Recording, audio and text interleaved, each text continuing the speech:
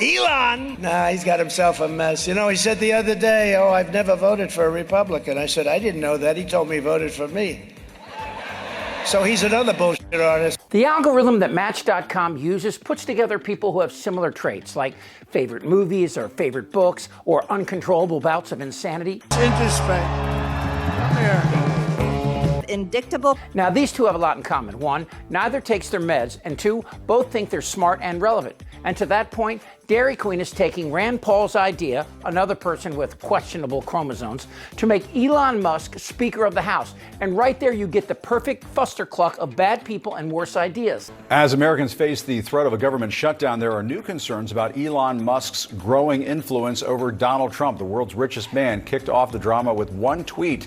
This happened early yesterday morning, saying the bipartisan deal to keep the government running should not pass. More than 13 hours later, the president-elect joined him, warning any Republican who supported the deal would be primaried. Let's discuss with CNN chief media analyst Brian Stelter. Brian, we've really never seen anything like this before, where Elon Musk is out there saying, kill this deal, and then it's killed. And I know that we often talk on television, on cable news about things being unprecedented. Sometimes maybe we're not quite right. In this case, we are right. Yes. Jim, this is unprecedented. This is the world's wealthiest man, a business tycoon, now at the hand of Donald Trump. You know, we know, for example, last night at Mar-a-Lago, Musk is sitting right there at the table with Trump and Jeff Bezos. He really is the best buddy in chief. And that's why this deserves a lot of scrutiny. So much of what Musk was posting on X yesterday about this spending bill was either misleading or outright false. He was referring to this bill being criminal. It's literally a legal piece of paper that he's calling criminal. Right. There's a lot of misinformation that Musk is spreading about this spending bill. I think that's a big part of the story here. Now, Rand Paul and Dairy Queen want Elon Musk to be Speaker of the House. They want Musk because they hate Johnson, and they want someone who will back this DOGE, the Department of Government Efficiency. It'll be set up under Trump to destroy the Department of Education, the CDC, the FDA, and anything except guns, religion, and tax cuts for billionaires. Here's the good news.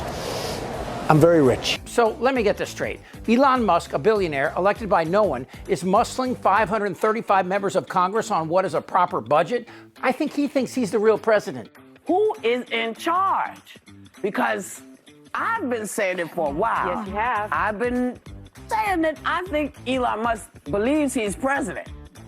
I do. Well, you've been calling him vice president. I've called him vice president. I called him president because I don't know what JD is doing. I hardly ever say. I don't remember the last time we even talked about JD. You're right. He's planning the presidency when they get rid of Trump. So you think it's Musk Vance? Possible. Hey, you know who? Stay away from the stairways. Because, you know, people put the leg out to trip you going down the stairs.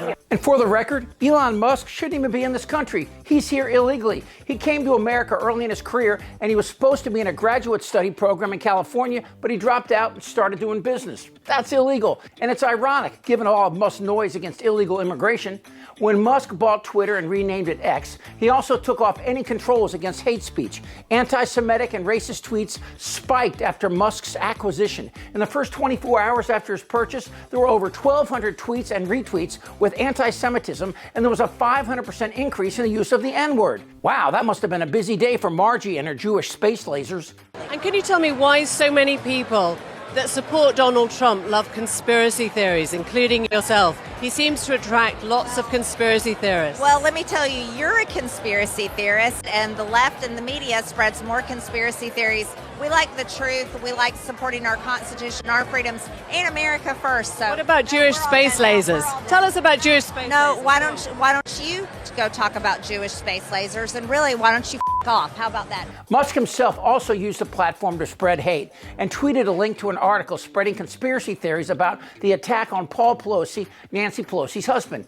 Musk tweeted a conspiracy that a gay lover, not a MAGA nut, had tried to kill him. While Musk deleted the tweet a few hours later, the message was clear. You right-wing conspiracy theorist, welcome home. Musk even called for Fauci's arrest with absolutely no reason or basis for it, and has become so influential, people are calling Trump the vice president, which Fat Donnie doesn't care for. But I am not unpopular. So the Republican Party is at it again. With a government shutdown hours away, there's a battle over the speaker's role. Elon and Vivek and I are on a text chain together, and I was explaining to them the background of this. And Vivek and I talked last night about almost midnight, and he said, look, I get it. He said, we understand you're in an impossible position. Everybody knows that. Remember, guys, we still have just a razor-thin margin of Republicans. So any bill has to have Democrat votes. They understand the situation. They said, it's not directed to you, Mr. Speaker, but we don't like the spending. I said, guess what, fellas? I don't either. We got to get this done because here's the key. By doing this, we are clearing the decks and we are setting up for Trump to come in roaring back with the America First agenda. And people like Rand Paul and Dairy Queen again want to fire Mike Johnson and replace him this time with Elon. But of course, Musk is simply an arsehole of gargantuan proportions, so Dairy Queen has come up with a backup list of potential speakers, a top 10 list. You want to hear who they are? Number 10, if Musk can't do it, Dairy Queen wants Q. Anonymous person. All right, so Q is a patriot. We know that. Now, no one knows who Q is or even if a Q exists, but Waffle House here thinks that if satanic rituals break out in the house, he'd be perfect.